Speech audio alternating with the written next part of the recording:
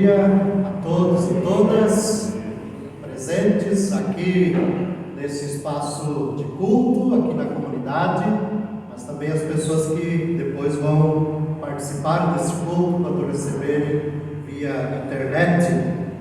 Que bom que nós podemos nos encontrar nesta manhã para esse tempo de culto, de louvor, de reflexão e de comunhão.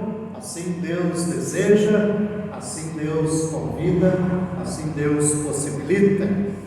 Hoje nós queremos depois refletir num texto bíblico a partir do livro de Isaías, do capítulo 6. E a palavra de saudação para esse nosso momento de culto tem por base um hino que Martinho Lutero escreveu, inspirado por este texto bíblico que depois vamos ler na íntegra. E assim, então, Lutero, inspirado, escreveu o seguinte hino: no templo Isaías sucedeu, no Espírito o Senhor lhe apareceu, em seu fulgor no excelso trono seu, do manto a orla todo o cor encheu, dos serafins viu ao Senhor ladear, 6 asas tinham, que visão sem par, um par a fim de o rosto ocultar, e o outro para os pés acobertar, com 2 asas livres a voar, em grande voz puseram-se a clamar: é santo, é santo, é santo nosso Deus, é santo, é santo, é santo nosso Deus, é santo, é santo, é santo nosso Deus. Da glória sua se encheu terra e céus, desceu o clamor, o templo estremeceu, e de incenso a casa toda se encheu. Este é um hino que nós não cantamos, não conhecemos na sua íntegra, mas foi escrito por Lutero, baseado então na passagem de Isaías capítulo 6. Que Deus esteja conosco em toda a sua glória e esplendor, assim nós queremos glorificá-lo e dignificá-lo. A comunidade pode tomar o seu assento enquanto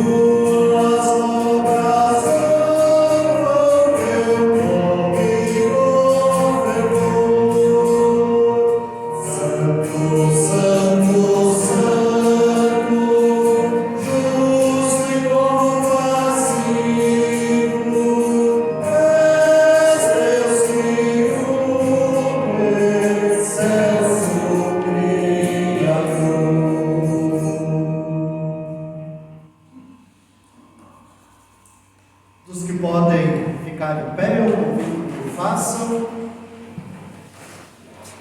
E assim, diante de Deus, nós proclamamos que aqui estamos reunidas em seu santo e triuno nome, em nome do Pai, do Filho e do Espírito Santo. Amém. Te convido para um momento de oração, com toda a liberdade, assim você pode conversar com Deus, abrindo o teu coração, a tua vida perante Ele. Pai de amor, Deus Todo-Poderoso, nós também proclamamos com hinos, também na nossa fala, e queremos com o nosso viver proclamar-te como Santo, Santo, Santo. Assim nós reconhecemos, ó Pai Celeste, quem Tu és, mas também reconhecemos quem nós somos. Diante de tão grande santidade, nos sentimos pequenos, pecadores e devedores. Por isso, ó Pai amado, venha ao nosso encontro com toda a Tua glória, com quem Tu és, para nos acudir neste sentimento e constatação de que somos devedores diante de Ti, diante do nosso semelhante e também diante da Tua criação.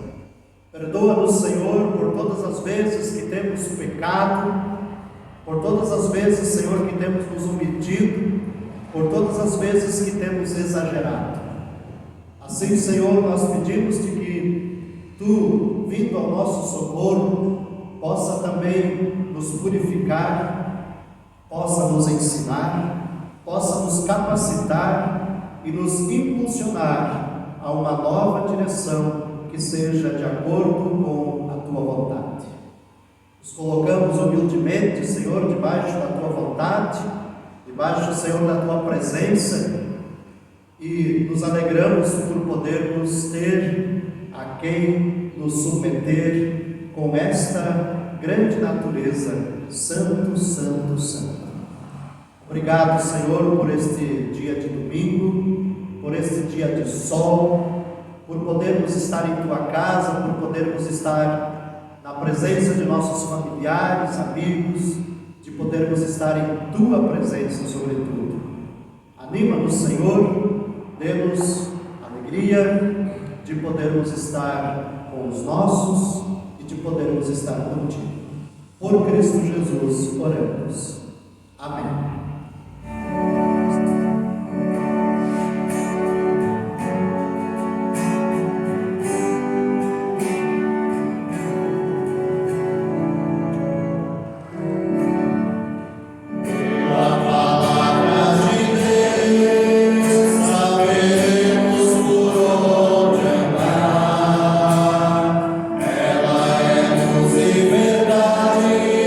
Precisamos acreditar.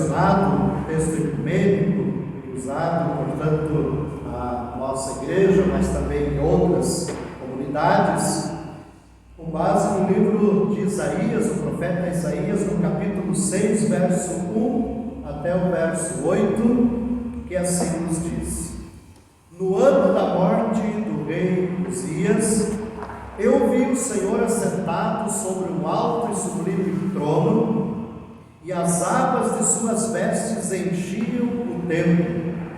Serafins estavam por cima dele, e cada um tinha 6 asas, com 2 cobria o rosto, com 2 cobria os seus pés, e com 2 voavam.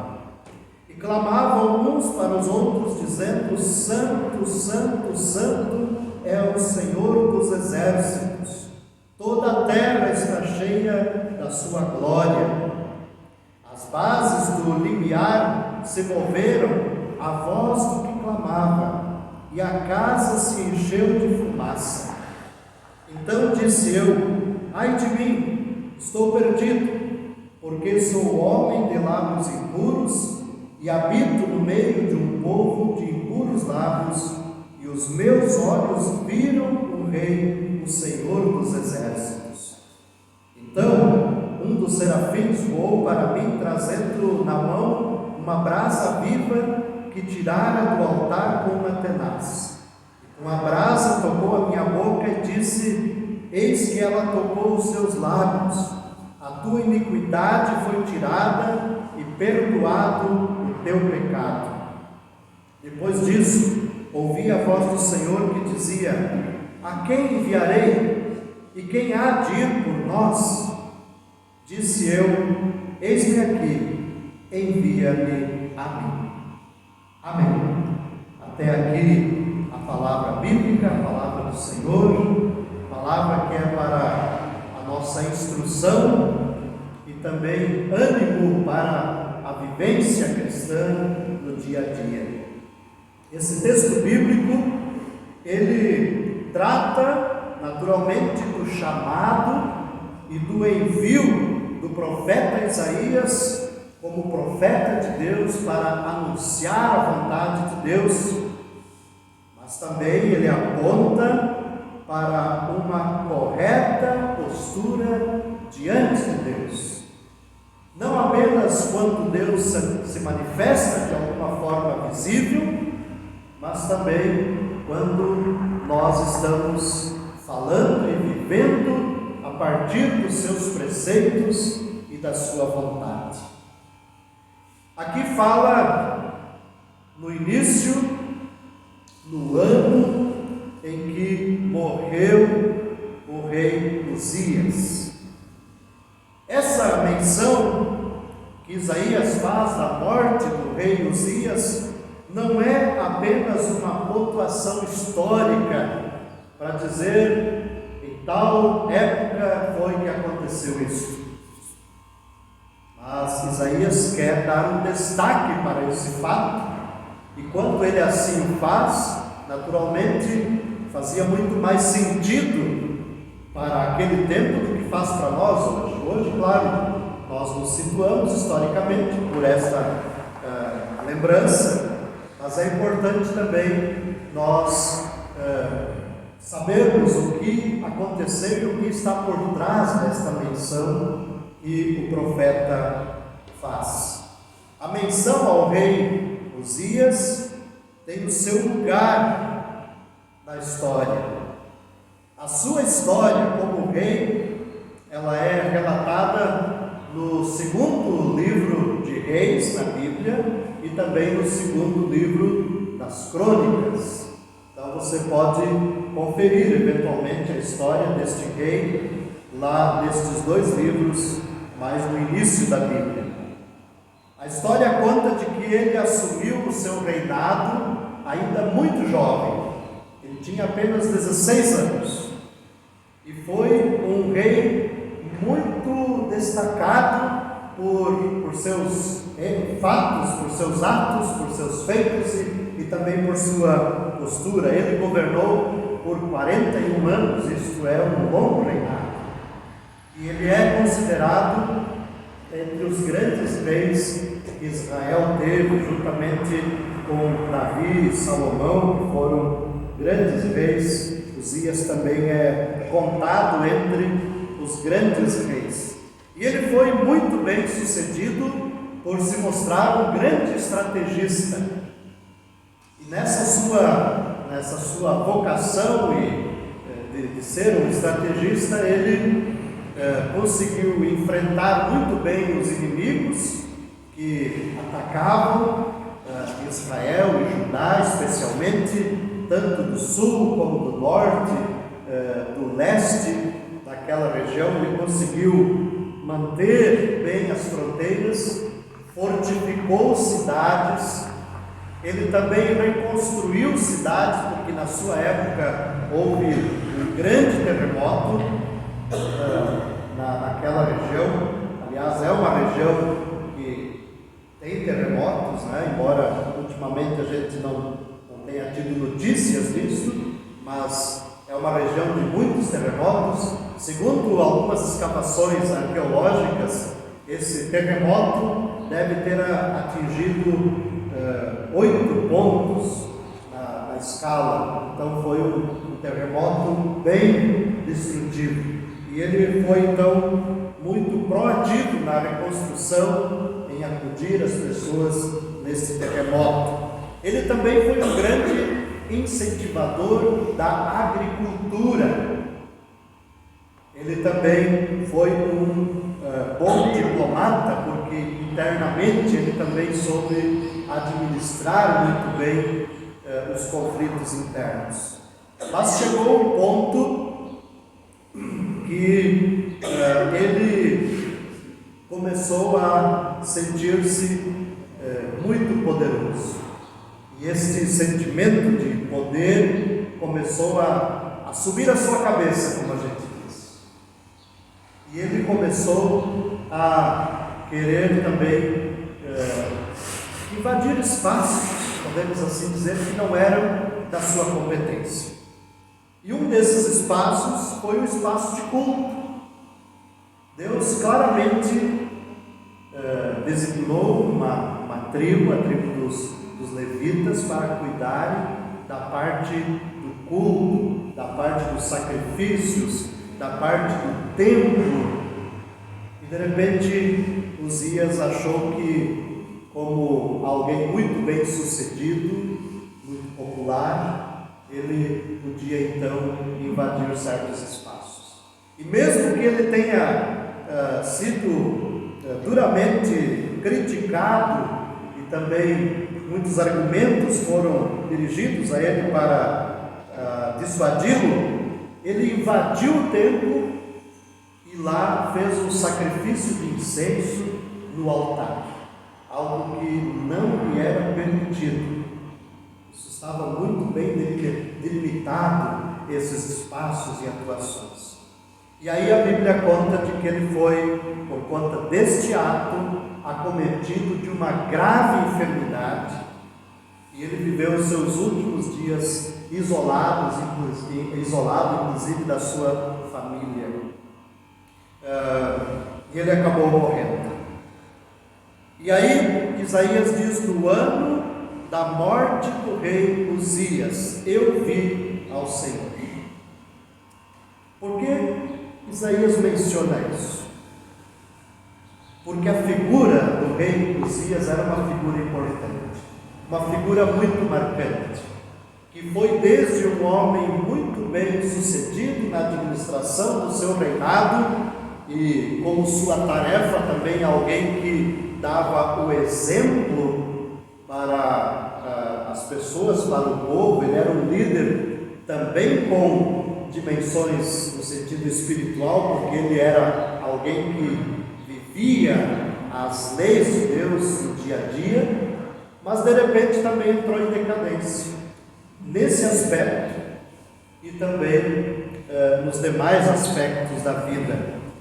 E a preocupação de Isaías, que era justamente da família sacerdotal, né? Ele conhecia essa realidade espiritual, da vivência também das leis de Deus de perto. a grande preocupação de Isaías era: e agora como será a sucessão? Como será o sucessor?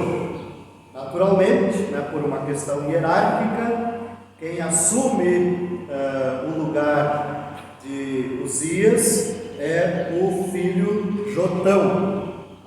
Ele foi rei durante 16 anos, ele assumiu o reinado quando tinha 25 anos e reinou por 16 anos, fez um bom governo, mas o povo já estava contaminado por este sentimento do rei Uzias, por essa sua postura de autossuficiência. E isso começou a macular a vivência da fé do povo de Deus. E isso vai se contando a partir então do profeta Isaías, entra no profeta Jeremias. Você tiver curiosidade sobre isso, pode ler essas histórias e você vai perceber que o povo, a partir dali, entrou num processo de decadência. Quando o povo também se sentiu assim superior às próprias leis de Deus. E uma das preocupações de Isaías era como será a pregação da palavra de Deus e a vivência de fé nesse novo reinado. Como será daqui para frente? Porque o final do último reinado foi decadente. E agora, como será esse início, esse reinício? Como será daqui para frente? Como ficaria o culto a Deus, uma vez que o profeta Uzias havia profanado esse espaço? Havia toda uma preocupação em relação à vivência da fé, aos espaços de culto, também à administração política, diplomática do povo de Deus. E com o coração cheio de dúvidas e angústias, Isaías então está no templo, está clamando diante de Deus por estas questões que para ele e também para o povo eram muito importantes. E nesta sua devoção, nesse seu momento de busca, nesse seu momento de culto a Deus, então ele tem uma visão de Deus. Ele tem uma visão da presença de Deus. E ele relata o seguinte: eu vi o Senhor assentado sobre um alto e sublime trono. Não é que ele tem essa visão por mérito dele, ou por uma busca dele, ou por uma postura espiritual, ou uma postura física. É Deus que se permite naquele momento ser visto, mesmo que por uma visão, mesmo que por um breve momento. É Deus que se permite ser visto naquele momento. E como é que é esta visão? Deus está sentado sobre o seu alto e sublime trono. E esta constatação, esta visão que Isaías tem desta imagem, ela tem uma mensagem. Ela tem uma mensagem. Que Deus continua sendo Deus. E às vezes a gente se pergunta, diante das crises da vida, sejam elas muito pessoais, crises existenciais, ou crises envolvendo a governança, a qual estamos submetidos, seja municipal, ou estadual ou federal, ou até mesmo eclesiástica. Às vezes a gente vive essas crises econômicas também, estamos sujeitas a estas crises, estamos debaixo disso também. São situações que são muito maiores do que a nossa vontade. Vivemos estas crises e perguntamos, e muitas vezes, em muitos momentos, aonde está Deus? Por que Deus permite? Porque Deus não age de uma maneira assim mais eficaz, mais palpável, mais visível. E Deus aqui, a partir desta visão, está mostrando a Isaías, e esse registro há para que nós também hoje possamos ter a mesma conclusão que Isaías teve, de que Deus continua sendo Deus. Ele continua governando do seu alto e sublime trono. Ele continua sendo Deus. A terra pode tremer com os terremotos, como aconteceu lá. Os governos podem se elevar e podem cair. Os espaços de culto podem ser muito bem aproveitados ou podem ser usurpados. A mensagem de Deus pode ser muito bem pregada, mas também pode ser mal pregada e empregada. Mas Deus continua sendo Deus, em todo o seu esplendor, toda a sua glória e toda a sua santidade. Isaías também diz que as suas vestes, ou pelo menos as abas das suas vestes, enchiam o templo, a tal ponto de que aquele lugar se transformou.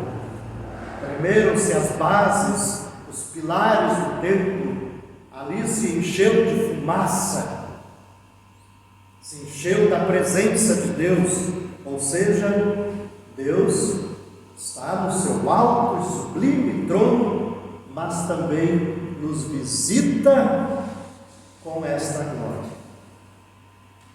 Isaías vai chamar o Messias de Deus de Emanuel, que significa Deus está conosco.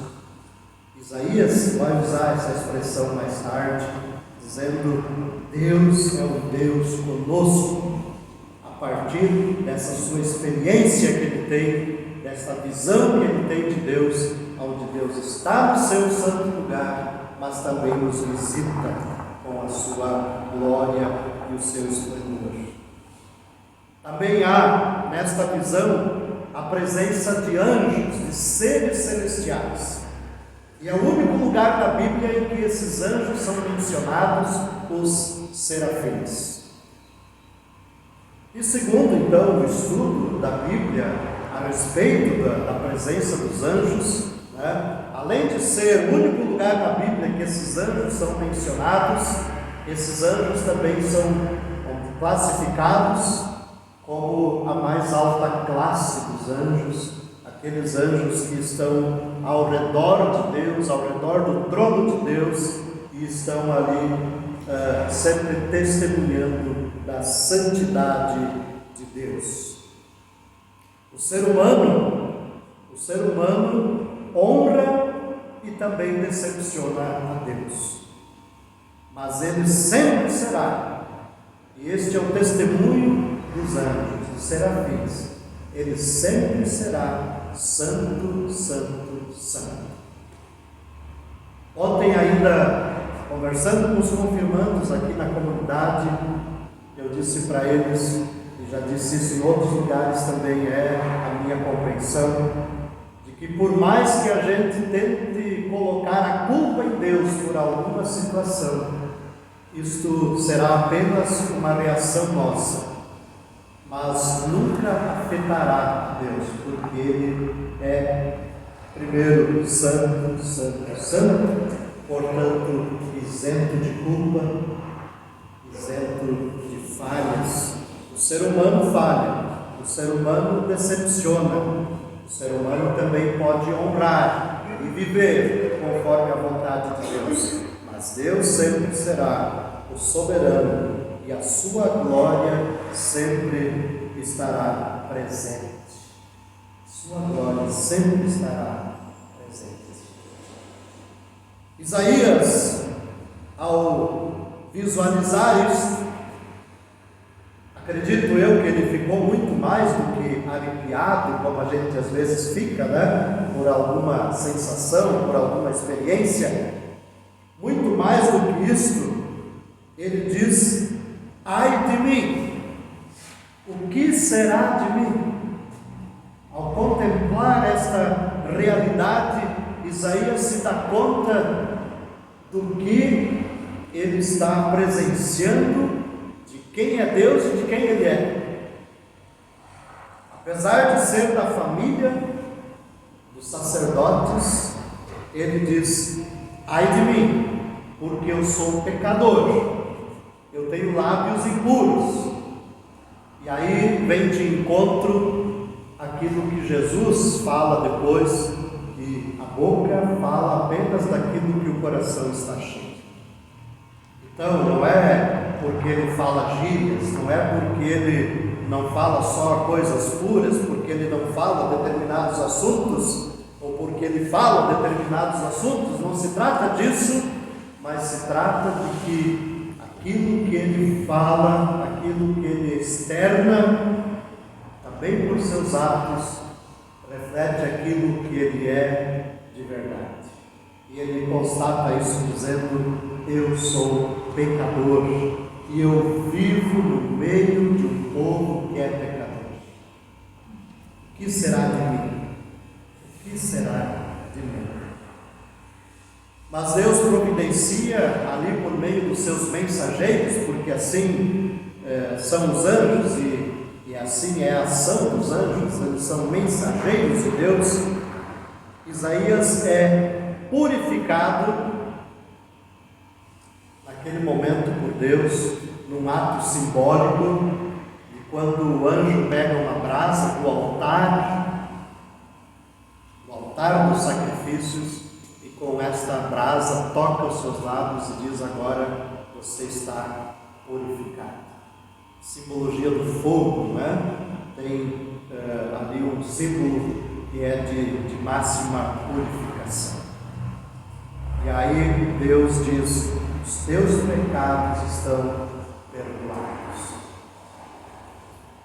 Deus, neste momento, profere uma frase que é incomum, mas ela é uma frase de efeito retórico, quando Deus diz assim: a quem enviarei?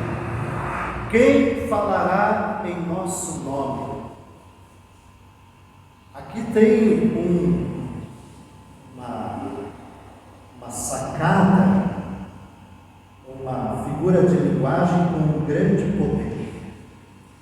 Isaías se vê numa grande encruzilhada, porque tudo aquilo que ele vai tendo como dúvida no seu coração e também como constatação da sua vivência, Deus vai desmontando, né? Eu estou aqui com grandes dúvidas de como será agora o reinado, como será o governo, como será a governança daqui para frente. Deus diz: eu sou Deus glorioso e continuo aqui, continuo no comando. E ele diz: mas eu sou um pecador, e o povo de onde eu venho também é pecador. E Deus diz: mas eu estou aqui para purificar. E agora Deus diz: preciso de alguém para ir para o meio deste povo, para anunciar a minha vontade. E nesse instante Isaías se encontra numa encruzilhada. Ou ele fica apenas na constatação, ou ele assume o seu papel de agente, o seu papel de alguém que pode fazer algo por aquele povo que ele chamava de pecador. E ele decide não apenas ficar no meio deste povo, mas ele decide ser alguém a fazer a diferença, a ser agente no meio de um povo que é pecador, que precisa ouvir a palavra de Deus, que precisa de um desafio renovado para estar se voltando para Deus, estar vivendo a sua vida conforme os preceitos de Deus. Por vezes nós temos a dúvida de qual é a tarefa de um profeta. E se ainda existem profetas nos nossos dias? Obviamente que sim. Toda vez que alguém percebe falhas, toda vez que alguém percebe deficiências, seja no aspecto ético, no aspecto vivencial das pessoas, dos valores, e denuncia isso e aponta a vontade de Deus para estas situações, está sendo profeta de Deus. Não precisa assumir isso como uma profissão. Isaías assumiu quase como que uma profissão. Ele assumiu isso como uma tarefa enquanto pregador, enquanto da família sacerdotal. Ele assumiu isso como sua tarefa de vida. Mas nós podemos fazer isso na nossa vivência, mesmo tendo outras profissões, outras ocupações, mas nós podemos ser profetas lá onde nós vivemos, trabalhamos e convivemos, temos o nosso lazer, na medida em que nós, de um jeito naturalmente apropriado, possamos testemunhar de Deus, lá onde nós podemos vivenciar uma vida renovada. Porque a vivência, sim, já é um testemunho, e às vezes fala muito mais do que palavras bem elaboradas, discursos bem fundamentados. A vivência, às vezes, e na maioria das vezes, fala mais. Se nós pudermos colocar palavras também para fundamentar a nossa vivência, muito melhor. Mas de nada adianta também palavras bem elaboradas e uma vivência que não corresponde. Então, toda vez que nós podemos viver esta coerência entre o estilo de vida baseado na vontade de Deus, baseado na vontade de Deus, e também o discurso que corrobora, que fundamenta essa vivência, estamos sendo profetas de Deus. Estamos testemunhando de que Deus é maior. Toda vez que nós vivemos uma esperança e testemunhamos dessa esperança, por mais que haja causa ao nosso redor, pois por mais que hajam más notícias, toda vez que nós vivemos esperança, estamos sendo profetas de Deus. Claro que quando olhamos ao nosso redor, há muitas notícias ruins, há muitos fatos desanimadores, e por vezes a gente diz: olha, não sei onde é que vai dar tudo isso. Mas toda vez que nós podemos dizer: Deus continua sendo Deus, a sua glória está presente, e nós podemos anunciar a sua vontade, estamos sendo profetas de Deus.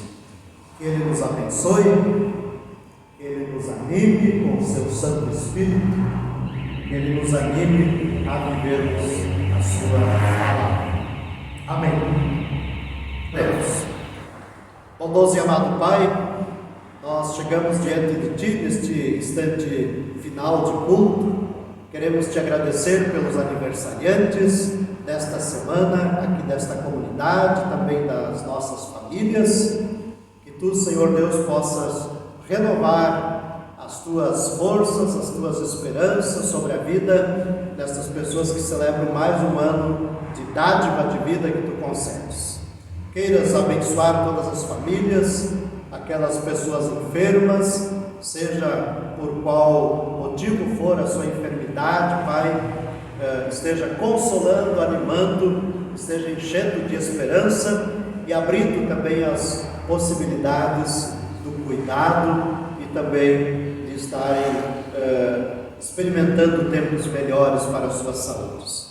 Há muitas pessoas também, querido Deus, que estão passando por dificuldade financeira. Algumas pessoas estão absolutamente sem renda, estão passando carência das coisas básicas da vida, Pai. que Tu possas também tocar o coração, o nosso coração, o coração de outras pessoas que têm condições de socorrer, para que haja esse socorro, esse amparo, até que a situação melhore. Pai amado, nós pedimos-te também pelos nossos governantes, para que eles possam ser ativos e prontamente ativos na administração de toda essa questão advinda da pandemia, Pai. Seja ela na área da saúde, que é mais urgente, mas também na área da economia, também na área política, também, Senhor, que haja em nossa vida a esperança de que Tu és Deus e continuas sendo Deus, que a Tua glória está presente e que nós podemos contar com ela, de que Tu, Senhor, pode também nos animar, de que Tu, Senhor, pode nos enviar para sermos Teus porta-vozes de esperança, de amor, de palavras de consolo, diante de situações muito tristes, desesperadoras, desanimadoras, de luto, de tristeza que há no nosso meio. Nós também, Senhor, te pedimos que possas nos capacitar para sermos Teus profetas nesses dias atuais, que possamos também identificar aquilo que não é da Tua vontade, que possamos também anunciar qual é a Tua vontade, e fazendo isso de uma forma apropriada, e que o Teu Espírito Santo esteja agindo nestas situações, Pai. Tudo nós colocamos em Tuas mãos, porque confiamos em Ti, e nós precisamos de Ti, Pai. Declaramos isso nesse momento também. E assim, em comunidade, agora nos unimos em oração, pela oração que aprendemos com Jesus, quando juntos dizemos: Pai nosso que estás nos céus, santificado seja o Teu nome, venha o Teu reino, seja feita a Tua vontade, assim na terra como no céu. O pão nosso de cada dia nos dá hoje, e perdoa-nos as nossas dívidas, assim como nós também perdoamos aos nossos devedores. E não nos deixes cair em tentação, mas livra-nos do mal, pois Teu é o reino, o poder e a glória para sempre. Amém. Receba a bênção de Deus. Que o Senhor Deus te abençoe e te guarde, que Ele faça resplandecer o seu rosto sobre a tua vida e tenha misericórdia de ti. E sobre a tua vida o Senhor levante a sua face e lhe conceda da sua paz, em nome do Pai, do Filho e do Espírito Santo. Amém. Vamos na paz do nosso Senhor Deus, até o nosso próximo encontro. Abençoado domingo.